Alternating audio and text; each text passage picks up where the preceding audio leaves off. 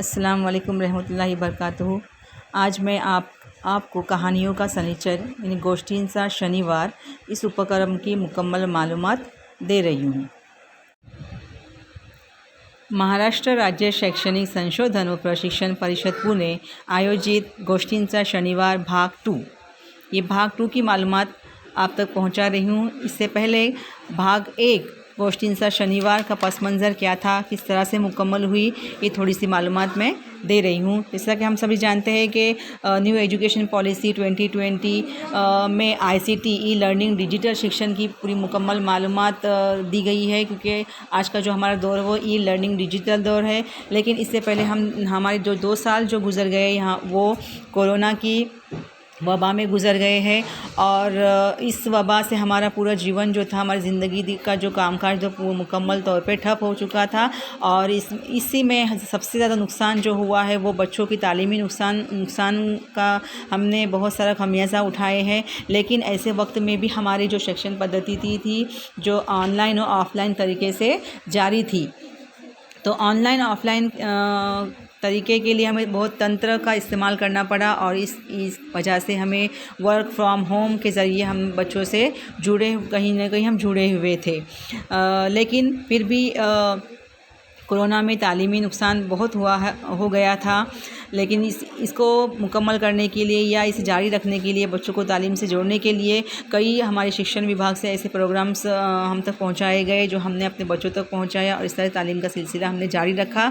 जिसमें हम देखते हैं कि शालेय शिक्षण विभाग, महाराष्ट्र राज्य शैक्षणिक विभाग प्रशिक्षण पुणे SCERT इनके मार्फत बच्चों की तालीम कहीं ना कहीं जारी रहे, शिक्षण सुरू राहावे म्हणून स्वाध्याय उपक्रम सुरू करण्यात आला। कन्वे जीनियस स्वाध्याय उपक्रम सुरू करण्यात आला। त्याच्यानंतर लर्न विथ फन, शिकू आनंदे, असे बरेच उपक्रम हाती घेण्यात आले, आणि ते मुलांपर्यंत पोहोचवून त्यांचा अभ्यास सुरू राहावा अशी उपक्रम घेण्यात आले। उसी के साथ साथ देखेंगे अभी हम आगे के दर शनिवारी SCERT द्वारे यूट्यूब चॅनल लाईव्ह कार्यक्रम आयोजित करण्यात आला होता। त्यानंतर आगे हम देखेंगे कि एक स्टेप बाय स्टेप कैसे बच्चों का तालीमी सिलसिला जारी रखने के लिए कौन से प्रोग्राम मुनक्किद किए गए थे, ये हम देख रहे हैं। फिर हम आगे देखते हैं कि पूरे नंतर राज्यभरात गोष्ठींचा शनिवार हा उपक्रम सुरू करण्यात आला। तर ग्रामीण भागासाठी मिस कॉल द्या आणि गोष्ट ऐका ही सुविधा उपलब्ध करून देण्यात आली होती। आणि हे जो ये गोष्ठींचा शनिवार है, ये तीनों ज़बानों में हम तक पहुंचाया गया। उर्दू, मराठी, इंग्रजी भाषेमध्ये आपल्याकडे हे पोहोचवला गेला, आणि त्याची लिंक ही आपल्याला देण्यात येण्यात आली। इस तरह से बच्चों को तालीम से जोड़े रखा गया, और ये 2020-21 के साल में ही गोष्ठींचा शनिवार पहला उपक्रम 1 मुकम्मल हो गया। उसके बाद शुरू हो गया गोष्ठींचा शनिवार, कहानियों का शनिवार भाग 2। गोष्ठींचा शनिवार यानी कहानियों का सनीचर, ये उपक्रम करने के पीछे का मकसद क्या है, ये हमें देखना है। ये जो गोष्ठींचा शनिवार जो ये उपक्रम जो है वो प्रथम बुक्स और महाराष्ट्र शैक्षणिक विभाग के ज़ेरे मातहत मिलकर बनाया हुआ एक उपक्रम है, जिसका मकसद ये है कि बच्चों में हमारी जो संस्कृति है मुताले की, वो मुताले का रुझान बढ़ाना है। क्योंकि वाचाल तर वाचाल ये दृष्टिकोण सामने रख कर हमें ये जो आज का जदीद जो तकनीकी दौर है, जो है कंप्यूटर दौर है, उस दौर में भी बच्चों को पढ़ने की तरफ, मुताले की तरफ राग़िब करना और उनकी इस संस्कृति को बचाए रखना, यही इसका मकसद है। गोष्ठींचा शनिवार या उपक्रमांचे फ़ायदे क्या है, ये हम अभी देख रहे हैं यहाँ पर। तर बघूया मुलांना याचे काय फायदे होणार आहेत। मुलांना वाचनाची आवड लागते, वाचन सुलभ होण्यासाठी मदत होणार आहे, और साथ साथ वाचन सुलभ झाल्याने आकलन होण्यास मदत होईल, मुलांचा वाचन क्षमता वाढेल, मुलांना वाचण्याची आवड निर्माण होईल, भाषिक विकास होईल, शब्द संपदा होईल, त्याचप्रमाणे श्रवण, वाचन, लेखन कौशल्य होण्यास मदत होईल.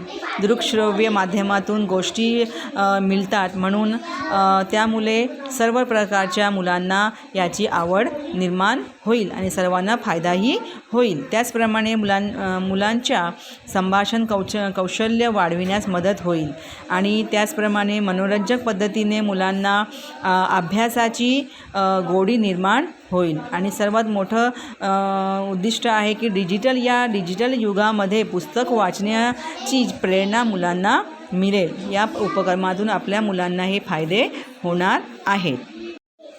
अभी हमने देखा कि गोष्ठींचा शनिवार यानी कहानियों के शनिचर से बच्चों को कौन से फ़ायदे होंगे. अब हम इसका नियोजन किस तरह से रखेंगे. इसके 7 टप्पे दिए गए हैं. हर टप्पे में हमें कुछ मालूमात दी गई है, वो हम देखते हैं. पहला टप्पा नियोजन का. तो सबसे पहले हमें क्या करना है, गोष्ट निवडणे. अभी वो गोष्ट यानी कहानी कैसी होनी चाहिए, वयाला साजेशी, कल्पनेला वाव देणारी, कुतूहल निर्माण करणारी, मुलांना आवडणारे विषय आणि अभ्यासक्रमातील विषय. दुसरा टप्पा पूर्वतयारी. आधी पुस्तक वाचा, तयारी करा. दुसरा आहे हेतू, हावभाव, आवाज, गाणे किंवा चर्चेने प्रारंभ करा. कवर बघून गोष्ट कशी असेल याचा अंदाज लावणे. टप्पा तिसरा आहे वाचताना आपल्याला काय करावं लागेल. सगळ्यांना चित्र नीट दाखवावा, सहज बोला, एकसृष्टीपणा टाळा, मुलांकडे बघत बोला, मुलांना मजेदार हावभाव आणि आवाज़ पुन्हा करायला लावा. ये तीसरा टप्पा था. अब चौथा टप्पा देखेंगे हम, मनोरंजक बनवा. कहानी को हमें मज़ेदार कैसे बनाना है वो देखना है. नाट्यपूर्ण वाचन कसे कराल, आवाज़ बदला, कमी जास्त करा, वेग बदला, उत्कंठा निर्माण करणारी आणि मध्येच थांबा, हावभाव आणि आवाज याची सांगड घाला. पाचवा टप्पा आहे प्रश्न विचारा. का, काय, का, कसे, कब, कहाँ, क्यों ऐसे प्रश्न सवाल पूछने हैं. सहावा टप्पा वाचून झाल्यावर आपल्याला काय करावं लागेल. प्रत्यक्ष जीवनाशी जोडणारे प्रश्न विचारा. नवीन शब्द संकल्पनाबद्दल बोला. सार सांगू नका. मुलांना शोधायला लावा किंवा मुलांकडून शोधून घ्या. सातवा शेवटचा टप्पा आहे चित्र काढा. मुलांकडून साधे सोपे चित्र त्या गोष्टीनुसार मुलांकडून काढून घ्यायचे आहे. असे 7 टप्प्याचा वापर करून आपल्याला खूप छान अशी मनोरंजक गोष्ट मुलांसमोर सादर करायची आहे किंवा मुलांकडून असे करून घ्यायचे. अब हम आखिरी मरहला देखते हैं, नोंदी. अभी इंदराज हमें गोष्ठींचा शनिवार का किस तरह से करना है, क्योंकि हर शनिचर को हम तक यह कहानी तीनों ज़बानों में पहुंचती है और वो हम बच्चों तक पहुंचाने की कोशिश करते हैं. तो उसका इंदराज नोंद हमें किस तरह करना है ये हम देखते हैं.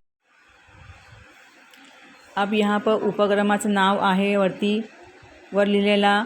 उपक्रम घेणारा शिक्षिकाचे नाव आहे. यहाँ पर मेरा नाम लिखा हुआ है, शबाना शाहनवाज़ लोरे, शाला राजीपर शाला राउढल उर्दू. यहाँ पर मैं खुद ले रही हूँ, तो मैंने यहाँ पे मेरा नाम लिखा है. ठीक है. अब यहाँ पर आगे देखना है कि इस तरह से कॉलम बने हुए हैं. यहाँ पर सबसे पहला कॉलम जो देखेंगे ऊपर है गोष्ठींचं नाव. यहाँ पर हर हफ्ते के जो हमको दस्तयाब होते हैं कहानियाँ, उसके नाम लिखे हुए हैं. ठीक है. ये जो पहला कॉलम यहाँ पे, उससे आगे दूसरा कॉलम है आठवड़ा. ये पहले आठवड़े में कौन सी कहानियाँ जमात के लिहाज से हमको लिखना है कि पहली जमात के लिए, दूसरी जमात के, तीसरी जमात के, तीसरा आठवड़ा, ऐसे जमात के लिहाज से लिखना है. और यहाँ उसके आगे कॉलम जो है दिनांक, किस दिनांक को हमें ये दस्तयाब हुई है उसकी यहाँ पर तारीख लिखी हुई है. ठीक है. और यहाँ पर जो बना हुआ है, यहाँ पर या इयत्तेनुसार भाग घेणारे विद्यार्थी, इसमें कितने बच्चों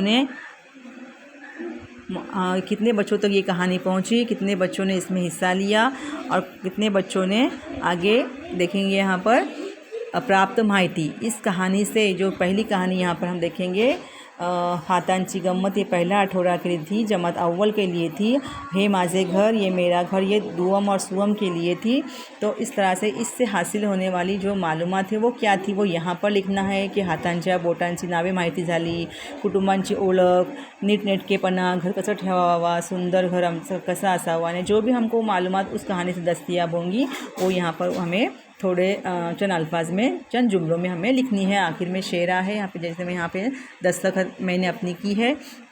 इस तरह से हर एक हफ्ते में आने वाली कहानियाँ, आठवडा, दिनांक, भाग घेणारे विद्यार्थी आणि प्राप्त माहिती, इस तरह से यहाँ पर मुकम्मल हमें रिकॉर्ड रखना है। यहाँ देख रहे हैं हम, ये पूरा रिकॉर्ड हो गया। अब तक का मेरा यहाँ पर 9वां हफ्ता पूरा हो गया है।